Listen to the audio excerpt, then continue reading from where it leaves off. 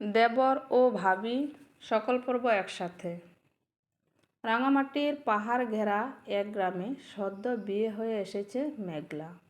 বয়স মাত্র 20 পেরিয়েছে। শহরের মেয়ে হলেও শ্বশুরবাড়ির সরল গ্রামীণ পরিবেশে নিজেকে মানিয়ে নেওয়ার চেষ্টা করছে সে। স্বামী অনেক ব্যবসার কাজে প্রায়শই শহরে থাকে, মাসে মাত্র কয়েকদিন আসেন বাড়িতে। মেঘলা তাই বেশিরভাগ সময় শাশুড়ি, দেবর আর বাড়ির অন্য সদস্যদের সঙ্গেই কাটায়। দেবর রাহুল বছর 20-এর তরুণ, সদ্য কলেজ শেষ করেছে। প্রাণবন্ত, হাসি খুশি আর একটু রসিকপনার ছাপ সবসময় মুখে। মেঘলা তাকে ছোটো ভাইয়ের চোখে দেখে, অনেকটা নিজের ভাইয়ের মতোই আদর করে। প্রথম দিকে রাহুল ভাবিকে এড়িয়ে চলত, একটা অদ্ভুত সংকোচ কাজ করত ওর মধ্যে। কিন্তু ধীরে ধীরে সেই ভীতি কেটে গিয়ে একরকম বন্ধুত্ব গড়ে উঠল ওদের মধ্যে।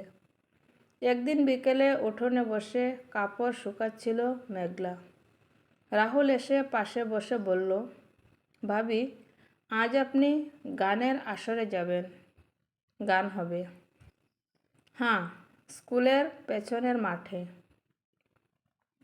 আপনি না গেলে আমিও যাব না। মেঘলা হেসে ফেলল।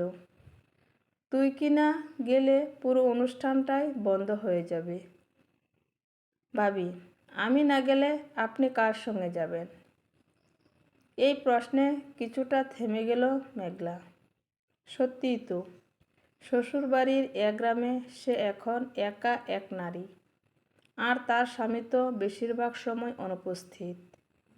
রাহুলকে ছাড়া হয়তো কেউই ভাববে না তাকে নিয়ে যাওয়ার কথা।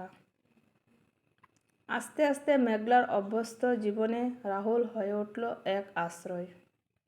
তাদের সম্পর্ক নিখাদ, তবুও সমাজের চোখে এই সম্পর্ক অত সহজ নয়।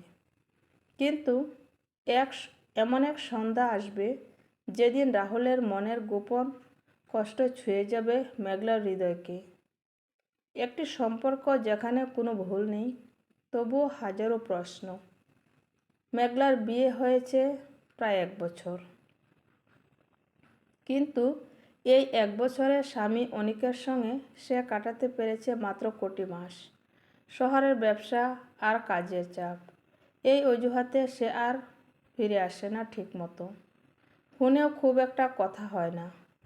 মেঘলা বুঝে গেছে এই বিয়েতে সে একাই আছে। রাহুল বুঝতে পারে ভাবির ভেতরের নিঃসঙ্গতা। মেঘলার চোখের দিকে তাকালে যেন সব পড়ে ফেলতে পারে সে। ভাবি কষ্ট পান, সবই তো কষ্ট পায় রাহুল, সেটা বললেই বোঝা যায় না। আপনার চোখ বলে দেয় আপনি কতটা একা।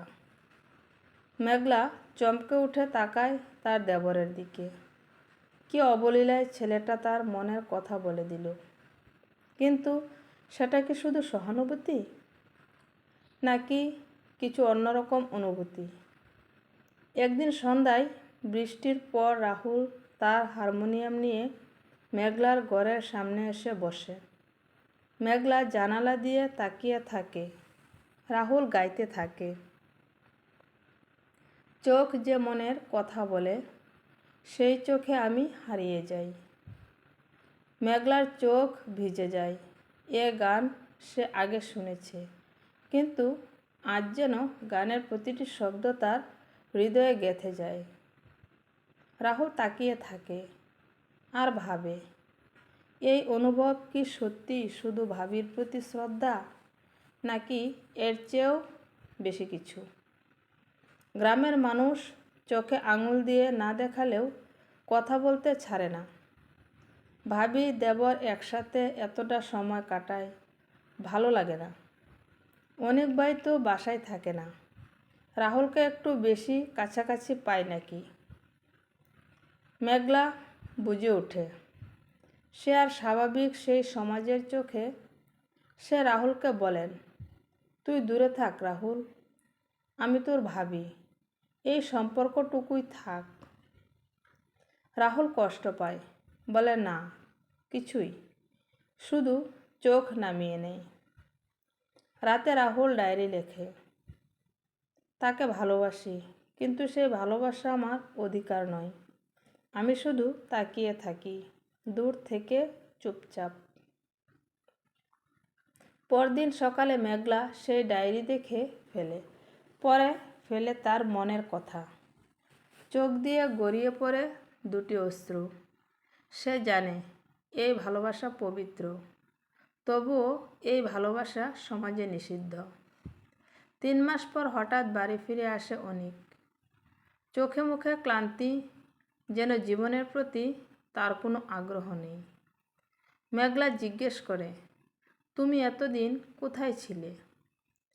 ব্যবসা, সমস্যা ছিল, সময় পাইনি। কিন্তু মেঘলা বুঝে যায় সমস্যাটা ব্যবসায় নয়, তার প্রতি অনিকের টানই সমস্যা। রাহুল এবার আর মেঘলার দিকে তাকায় না। দূরত্ব তৈরি হয় ইচ্ছাকৃতভাবে। রাহুল একদিন মেঘলাকে জানায়, আমি শহরে চলে যাচ্ছি, মাস্টার্সে ভর্তি হয়েছি। এইভাবে না বলে চলে যাচ্ছিস? রাহুল চুপ করে থাকে, তার চোখে জল, কিন্তু সে হাসে। আপনাদের সংসার সুন্দর হোক ভাবি, আমার জায়গা তো এখানে নয়।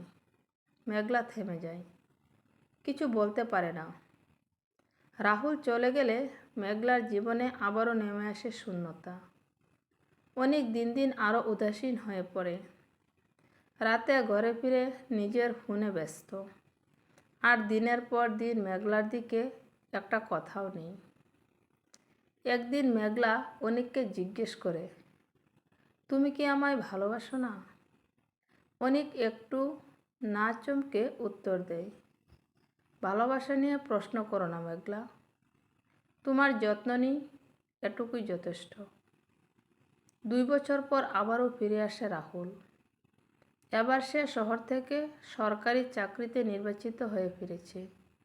বাড়িতে সে এক সম্মানের পুরুষ মানুষ, সবাই গর্ব করে।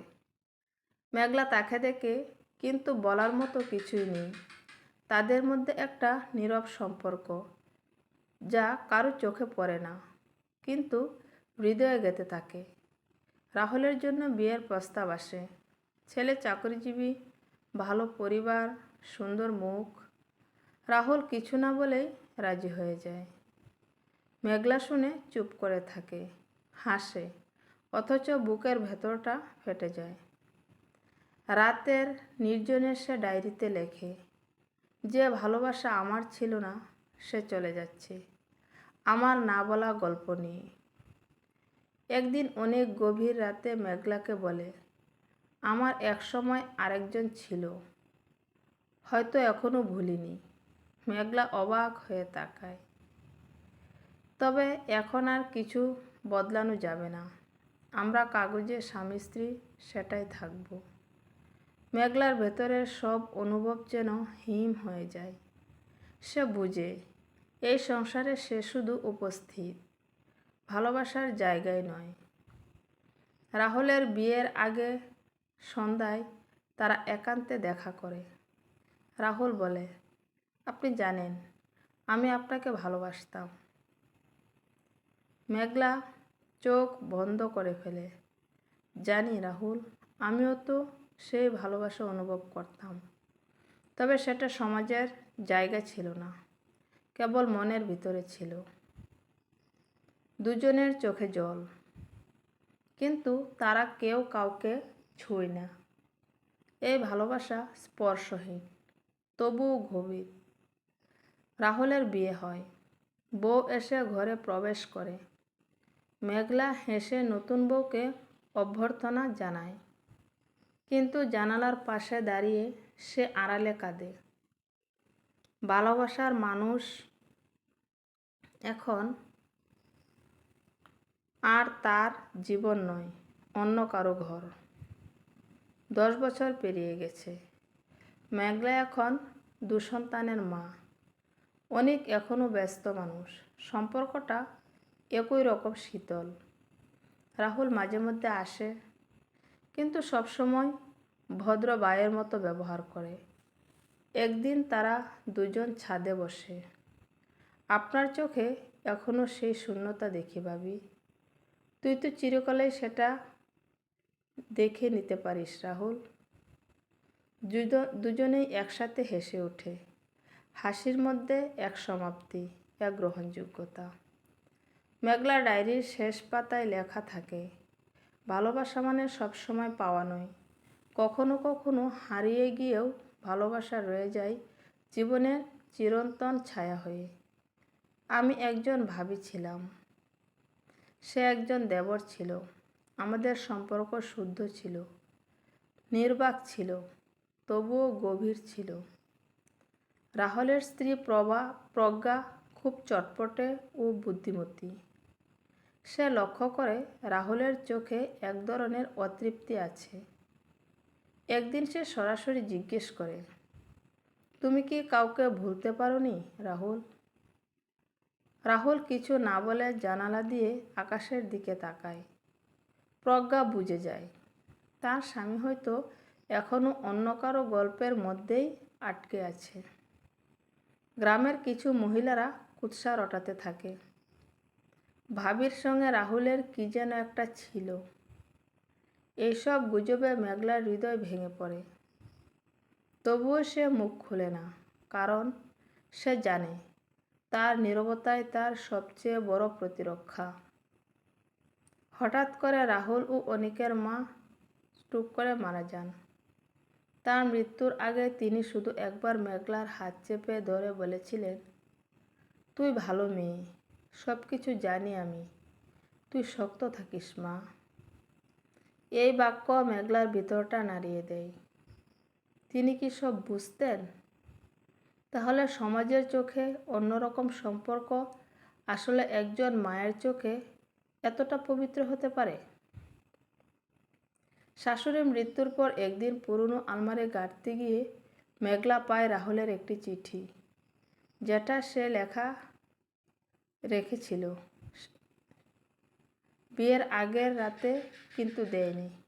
চিঠিতে লেখা, আমি আপনাকে ভালোবাসি ভাবি, কিন্তু এই ভালোবাসা আমি দেবরের পরিচয়ে রেখেছি। কোনোদিন আপনাকে ছুঁতে চাইনি, শুধু প্রার্থনা করেছি আপনি ভালো থাকুন। এই ভালোবাসা সমাজ মানবে না জানি, তাই আমি দূরে যাচ্ছি, কিন্তু জানবেন আমি চিরকাল আপনার একজন মানুষ ছিলাম। নির্বাকভাবে। মেঘলা চিঠিটা বুকের কাছে চেপে ধরে কাঁদে। এ কান্না বেদনার নয়, এটা এক মান্যতার কান্না। রাহুল তার স্ত্রীর সঙ্গে বিদেশ চলে যাওয়ার সিদ্ধান্ত নেয়। বিদেশে ভালো চাকরি পেয়েছে। বিয়ের আগে সে মেঘলার কাছে আসে। বিদায়ের আগে সে মেঘলার কাছে আসে, ভাবি, আমি এবার সত্যিই চলে যাচ্ছি, অনেক দূরে। ভালো থাকিস রাহুল, আর ফিরে তাকাস না। আপনি তো ছিলেন সবসময় চুপচাপ। দুজনের মধ্যে অদ্ভুত এক প্রশান্তি কাজ করে। মেঘলা বুঝে যায় জীবন থেকে বিদায় মানে সম্পর্ক শেষ নয়। 15 বছর পর মেঘলা এখন গ্রামের স্কুলের প্রধান শিক্ষিকা। 2 সন্তান বড় হয়ে গেছে। অনেক আর আগের মতো নেই, বরং এখন সে মেঘলার প্রতি সম্মান দেখায়, যত্ন নেয়। একদিন এক সাক্ষাৎকারে মেঘলার কাছে প্রশ্ন করা হয়, আপনার জীবনে এমন কোনো সম্পর্ক আছে যা সমাজ বুঝতে পারেনি? মেঘলা হেসে উত্তর দেয়, হ্যাঁ, একটা সম্পর্ক ছিল, নির্বাক ছিল, কিন্তু পবিত্র। ভালোবাসা সবসময় প্রকাশ পায় না, তবুও সেটি থেকে যায় চিরজীবনের আলো হয়ে। দেবর ভাবির সম্পর্ক হলেও কিছু সম্পর্ক আছে সত্যিই সেই সম্পর্কগুলো পবিত্র। আর যদিও সেই সম্পর্কগুলি একটা পরিণয় বা পরিণতি পায় না, তারপরেও কিন্তু সেই সম্পর্ক নীরবেই একটা পূর্ণতা পেয়ে থাকে, যেটা হয়তো একসাথে সংসার করার চেয়ে একসাথে জীবনের সুতাটা গাঁথার চেয়েও দূরত্বের মধ্যেই সেই সম্পর্কের গভীরতা লুকিয়ে থাকে। গল্পটা এই পর্যন্তই। সবাই ভালো থাকবেন, আর অবশ্যই ভালো লাগলে আমার চ্যানেলটি সাবস্ক্রাইব করে পাশে থাকবেন। আয়েশাস ব্লগ, এই চ্যানেলটিতে আরও নতুন নতুন গল্প পেয়ে যাবেন। সবাইকে ধন্যবাদ।